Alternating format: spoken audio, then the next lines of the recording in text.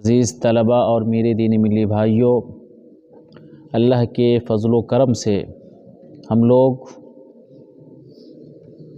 عقیدے کی ایک اہم اور جامع کتاب اصول الایمان فی ضوء الکتاب و سنہ سے سلسلہ وار طریقے سے درس میں شریک ہو رہے ہیں۔ آج 27واں درس ہے جس کا موضوع ہے النہی عن قول الحجر عند زیارت القبور۔ یہ موضوع ہے۔ گزشتہ درس کے اندر قبروں کی زیارت سے متعلق چند احادیث کو ذکر کیا گیا تھا۔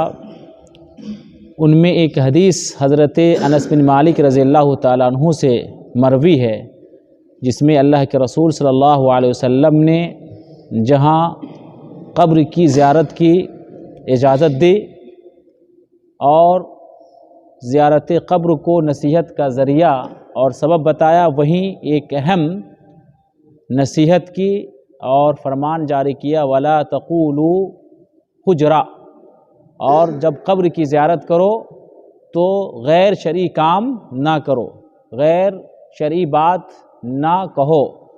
حجر کا معنی ہوتا ہے کل امر محظور شرعا، ہر ممنوع چیز جو شرعی طور پر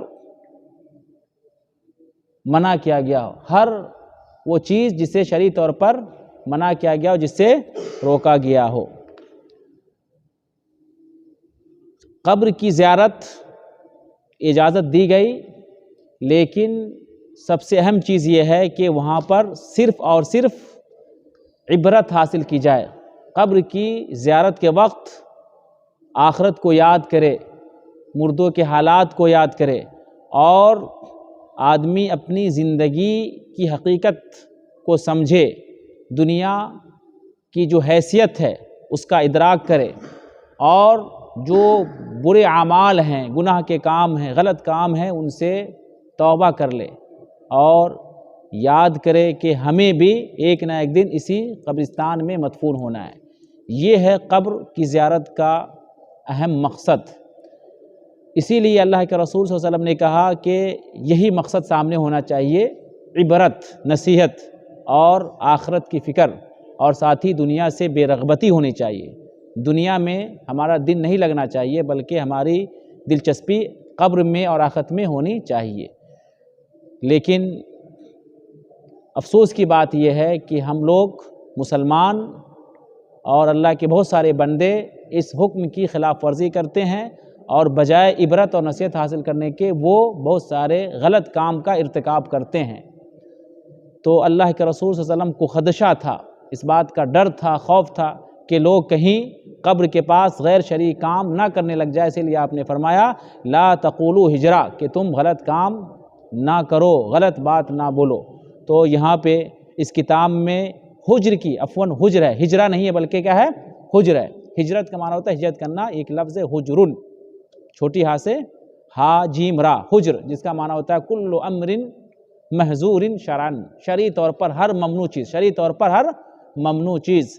اب ممنوع چیز کیا ہے قبر کے پاس؟ تو ان میں سب سے اہم چیز کیا ہے؟ الشرک باللہ۔ سب سے اہم چیز کیا ہے؟ الشرک باللہ۔ قبر کے پاس لوگ اللہ کے ساتھ شرک کرتے ہیں، اور شرک کی بہت ساری صورتیں ہیں، شکلیں ہیں۔ کیا صورتیں ہیں؟ قبروں کے پاس جا کر کے مردوں کو پکارتے ہیں، اہل قبر کو کیا کرتے ہیں؟ پکارتے ہیں۔ بزرگ کی قبر ہے، ولی کی قبر ہے، دیندار لوگ کی قبر ہے، یا نبی کی قبر ہے، وہاں جا کر کے مردوں کو پکارتے ہیں کہ یہ ہماری پکار سنیں گے، ہماری حاجت پوری کریں گے، اور ہماری پریشانی کو دور کر دیں گے۔ یہ شرک اکبر ہے۔ یہ کیا ہے؟ شرک اکبر ہے۔ اسی طرح کے شرک سے اللہ کے رسول صلی اللہ علیہ وسلم نے روکا ہے۔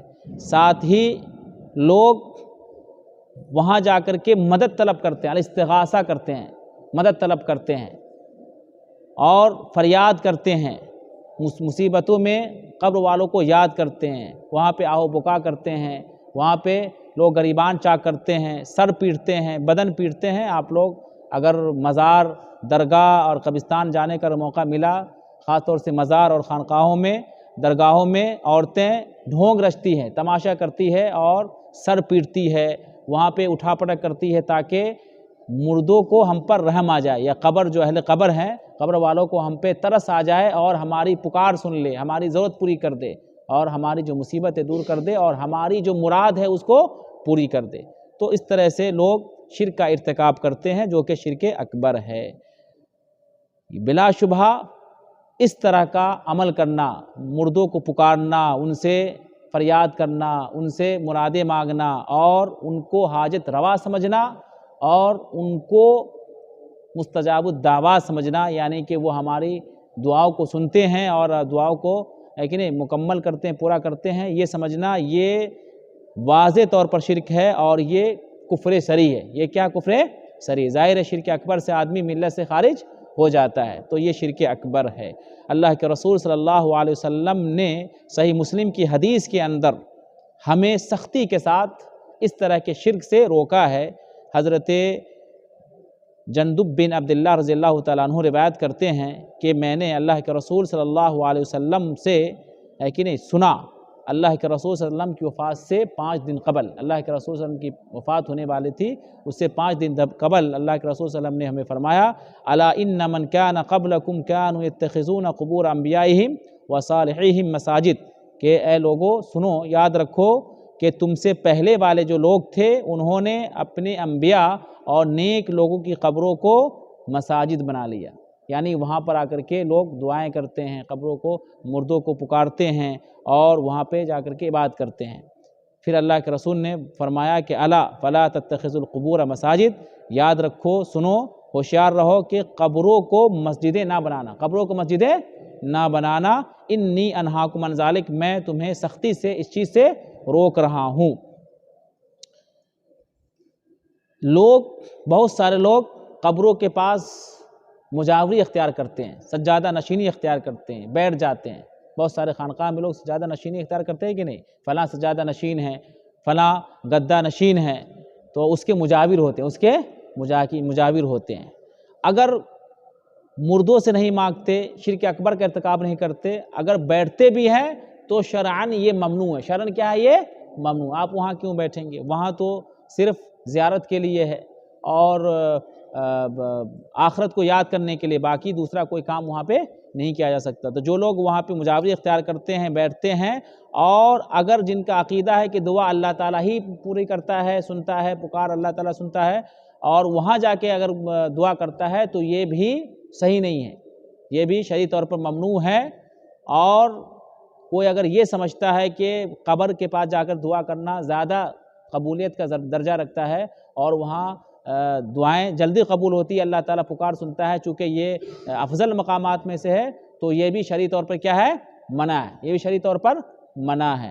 ہاں، اگر کوئی آدمی یوں ہی اتفاقی طور پر قبرستان سے گزر رہا ہے یا قبرستان میں پہنچا ہے اور اسے آخرت یاد آ گئی، موت یاد آ گئی اور اپنے گناہوں پہ شرمندہ اور وہاں دعا کرنے لگ گیا اتفاقی طور پر، تو یہ جائز ہے۔ لیکن قصداً عمداً باضابطہ ارادہ کر کے کہ قبرستان میں جا کے دعا کریں گے، وہیں پہ اللہ کو پکاریں گے، وہیں پہ ذکر اذکار کریں گے، اس طرح سے کرنا شرعی طور پر ممنوع ہے اور آدمی کو اس سے پرہیز کرنا چاہیے۔ اگر وہ قصداً عمداً ایسا کرتا ہے تو وہ حرام کام کا ارتکاب کرتا ہے اور ایک طرح سے بدعت اور منکرات کا ارتکاب کرتا ہے۔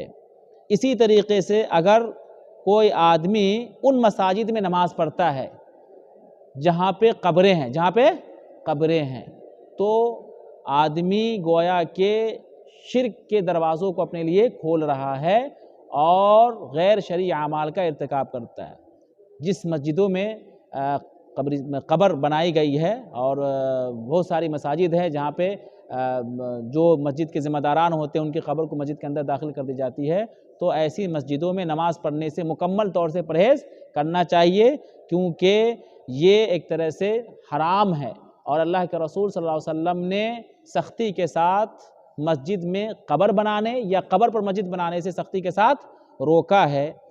صحیحین میں یعنی بخاری مسلم میں عائشہ رضی اللہ تعالیٰ عنہا سے مشہور حدیث مروی ہے، اللہ کے رسول صلی اللہ علیہ وسلم نے مرض الموت میں فرمایا لعن اللہ الیہود والنصارى اتخذوا قبور انبیائہم مساجد، کہ اللہ تعالیٰ یہود اور نصارہ پر لعنت بھیجے اللہ تعالیٰ کی لعنت ہو یہود و نصارہ پر، انہوں نے اپنے انبیاء کی قبروں کو مسجدیں بنا لیا۔